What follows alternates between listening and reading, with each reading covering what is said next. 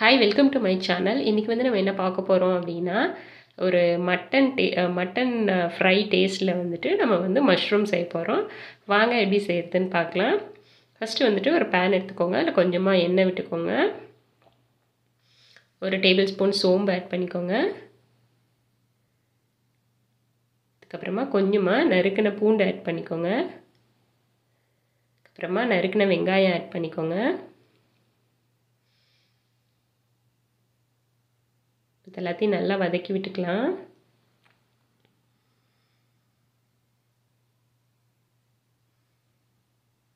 கொஞ்சம் கருவேப்பிலை கட் பண்ணிவிட்டு ஆட் பண்ணிக்கோங்க.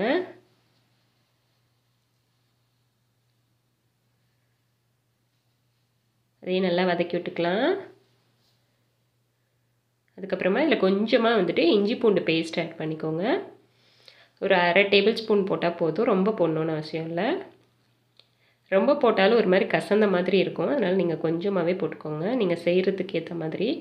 இப்போ நான் வந்துட்டு ஒரு 1/4 கிலோ அளவுக்கு வந்துட்டு மஷ்ரூம் எடுத்துருக்கிறேன். இன்றைக்கி வந்துட்டு எனக்கு இந்த ப்ரௌன் மஷ்ரூம் தான் கிடச்சிச்சு, அதனால் நான் அதை வந்து கட் பண்ணிவிட்டு இந்த மாதிரி ஆட் பண்ணியிருக்கேன். நீங்கள் எந்த மஷ்ரூம் வேணால் எடுத்துக்கோங்க. நல்லா கழுவிட்டு இந்த மாதிரி நல்லா கட் பண்ணி அதுக்கப்புறமா ஆட் பண்ணிக்கோங்க. இப்போ இதில் வந்துட்டு கொஞ்சமாக மஞ்சள்தூள் ஆட் பண்ணிக்கலாம்.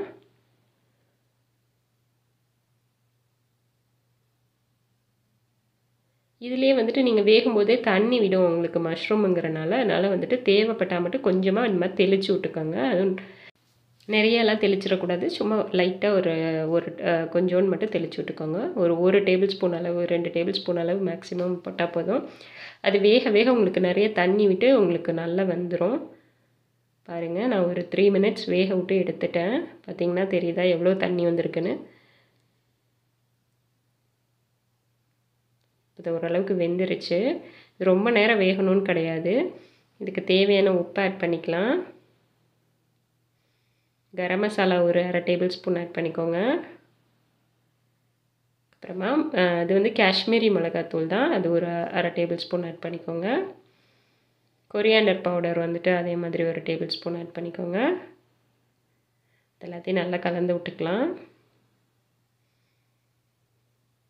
இந்த மசாலாலாம் வந்துட்டு நல்லா அந்த மஷ்ரூமில் வந்துட்டு வெந்து வரணும். அது வரைக்கும் நீங்கள் வந்துட்டு ஒரு மூடி போட்டு ஒரு 2 to 3 மினிட்ஸ்க்கு வந்துட்டு நல்லா அதை வேக விட்டு எடுத்துக்கோங்க.